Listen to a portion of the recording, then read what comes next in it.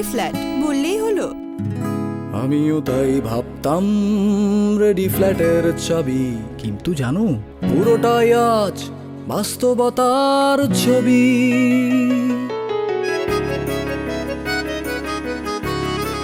তোমার আমার মনের মতো স্বপ্ন রূপায়ণ, চাবি ঘোরালেই নিজের ঘর, মেঘ রঙিন এক শহর আমার রূপায়ণ।